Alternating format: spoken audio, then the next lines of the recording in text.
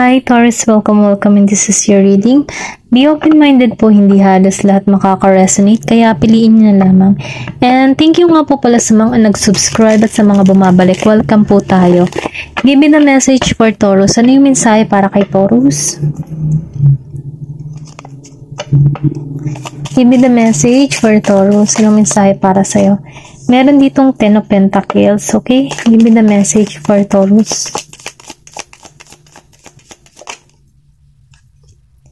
Meron ditong Queen of Cups. Give me the message. Ace of Pentacles reverse.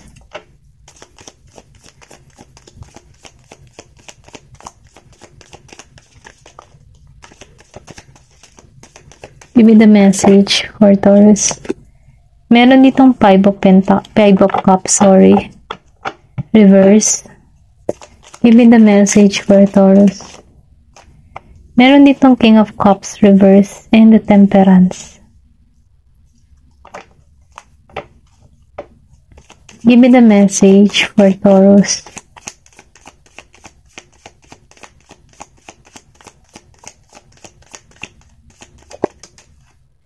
Six of Swords reverse. Meron ditong Five of Wands reverse, okay? Nafe-feel ko Taurus, no? Dahil lumabas si Ten of Pentacles upright. Meron kang maayos na pamilya or sabihin natin na ito yung hinihiling mo kung isa ka mang single, ano? Yung magkaroon ka ng maayos na pamilya, may foundation, then matatag, merong masaya at maayos. Ganon. Ito lang nararamdaman ko sa Ten of Pentacles. Gusto mo yung paglago. Or pwede rin sabihin na meron ka ditong hinihiling. Meron kang hinihiling na tao sa buhay mo na kung saan bubuo sa pagkatao mo. Ito lang nararamdaman ko. Pero ganun pa man dahil nagiging kang positibo dito, ma-attract mo to, okay? Kasi ito lang naman yung hiling mo magkaroon ng masaya at maayos na pamilya. Dahil lumabas si Queen of Cups, meron kang person dito na Scorpio, Cancer, and Pisces. Itong tao na ito, nararamdaman ko, palakaibigan to. Kumbaga, nakikitaan ko dito na may paglago, expansion, or pwede rin sabihin na ito yung tinatangi mo, or sabihin na merong tao dito nagkakagusto sa'yo na Scorpio, Cancer, and Pisces. Kumbaga nararamdaman ko dito na may lihim tong tao nito. Maybe mahiyain to. Ito lang na-feel ko. Pero ganun pa man dahil lumabas tong shell, meron tong nakakubli or meron tong lihim. Okay? Ito lang nararamdaman ko. Pero ganun pa man gusto nito ng malinaw or pwede rin sabihin na gusto nito ng kalinawan. Maybe nagpapahiwating na tong tao na ito sa'yo or pwede rin sabihin na nagkakaroon ka ng interest sa tao na ito. Vice versa, okay? Ito lang nararamdaman ko. Pero nakikitaan ko dito, may paglago dito. Kaya lang, itong tao na ito, nalulungkot to. Ito lang nararamdaman ko. Kasi ko yung friend. Maybe, kilala mo na rin to, okay? Ito nakikita ko. Nalulungkot to kasi nakikita ko dito na malayo kayo sa bawat isa. Meron ganun dito, okay? Ito lang yung nararamdaman ko dito. Gusto lang ng tao na ito yung paglago. Maayos na komunikasyon. Masaya. Masaya kayong dalawa. Pero nangyayari dito, nag-iisipan lang kayo dito, okay? Hindi halos lahat makaresonate dito sa part na to. Ito lang nakikita ko. Then dito, sa Ace of Pentacles reverse and Five of Cups. Nafe-feel ko dito, yung tipo na ibinigay mo ng lahat sa tao na ito or pwede rin sabihin na itong tao na ito hindi makapag-offer sa'yo, okay? Meron dito Scorpio, Cancer, and Pisces, and Virgo, and Capricorn. Hindi to balance, maybe person mo to or past person mo to. Hindi siya balance sa sitwasyon na ito. Nafe-feel ko dito na meron kayong sinimulan pero hindi nagbunga, hindi naging maayos. Kaya itong tao, kaya ka siguro nag-iisip dito, okay? Ito yung gusto mo mangyari pero hindi naging ganun yung resulta. Hindi naging balance, hindi naging matibay yung pundasyon. Pero ganun pa man nakikitaan ko dito ng Huwag kang mawala ng pag-asa kasi kailangan mo lang maklaro kung ano talaga yung gusto mo sa isang relasyon. Nang sa ganun lang ma-attract mo ito. Ito lang yung sinasabihan ka dito. Sundin mo yung inner guidance mo. Sundin mo yung iyong kutob. Okay? Ito lang yung nararamdaman ko dito. Kumbaga, magtuon ka ngayon sa positibo. Huwag sa mga negatibo, sa mga masasakit na nangyari kasi tapos na yun eh. Meron pa namang bagong simula or bagong kahihinatnan kung kikilos ka. Okay? Ito lang yung mensahe dito. Then dito sa King of Cups, reverse, and sa Temperance. Nabifeel ko dito, na hindi talaga naging matibay. Maybe may distance or long distance. Pwede rin sabihin na malayo kayo sa bawat isa. Kaya yun naging hadlang sa komunikasyon. Kasi nakikitahan ko dito na nagitong, yung tipo na hindi naging matibay yung pundasyon. Maybe meron ditong umalis or inalisan ka. Piliin nyo na lamang vice versa. Kasi more nakikita ko dito ay about sa love story or sa love reading. Ito lang nakikita ko. Meron ditong umalis or pwede rin sabihin na meron ditong mensahe na hindi mo na-receive. Maybe may naka-block dito. Ito lang nakikita ko.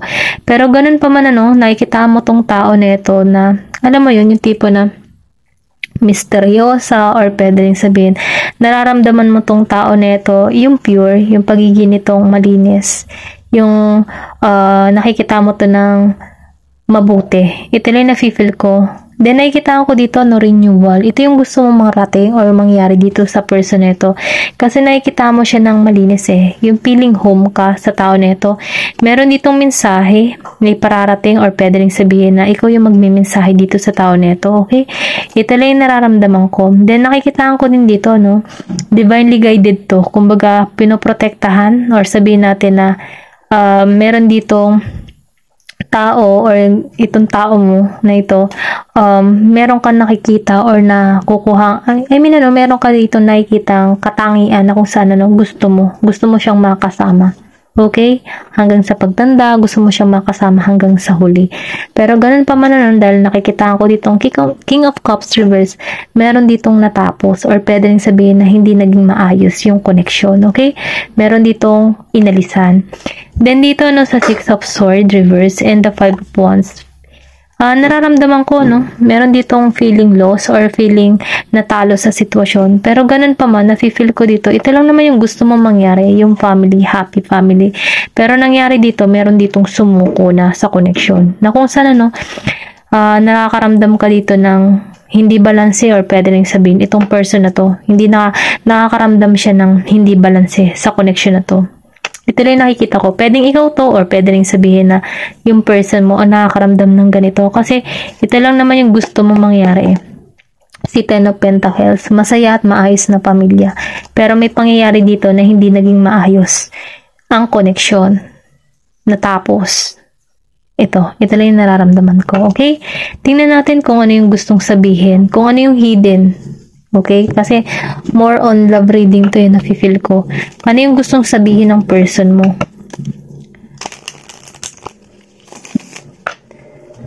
Give me the message. Ano yung hidden truth niya na hindi niya nasabi sa'yo? Okay? Give me the message. Ano yung tinago niya sa'yo?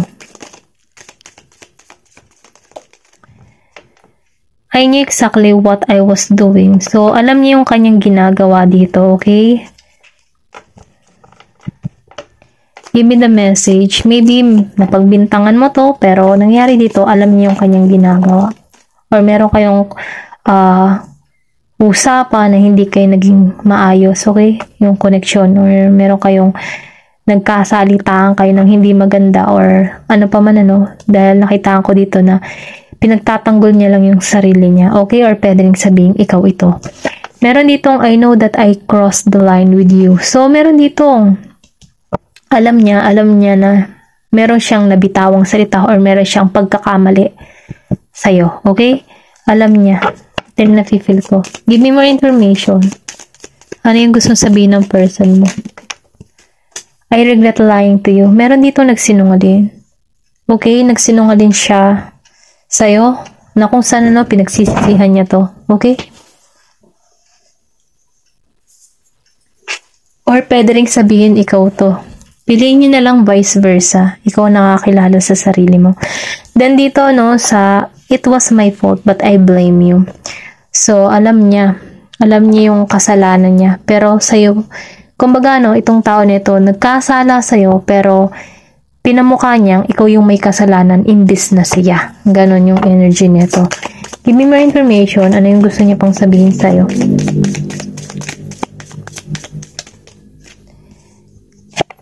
I want to feel that way again. Gusto niyang maramdaman muli yung kasiyahan. Maybe yung ganitong sitwasyon. Okay? Yung masasayang samahan nyo. Ganyan. Ito yung nararamdaman ko. Gusto niyang maramdaman muli yung new beginning para sa inyong dalawa. Give me more information. Meron dito na I look for you everywhere. So, hinahanap ka ng tao nito. Maybe nagtago ka or sabihin natin binalak mo to. Kaya feeling lost to. Okay?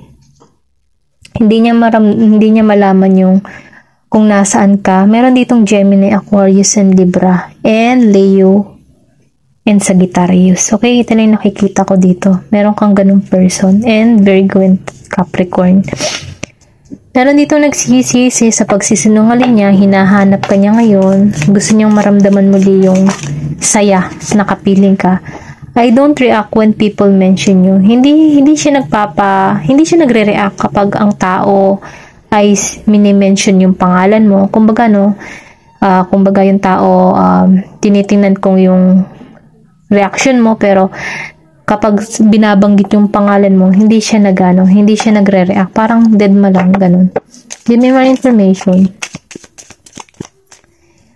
I lost myself for a little while. Okay, meron ditong nakalimot sa kanyang sarili, pero panandalian lang naman.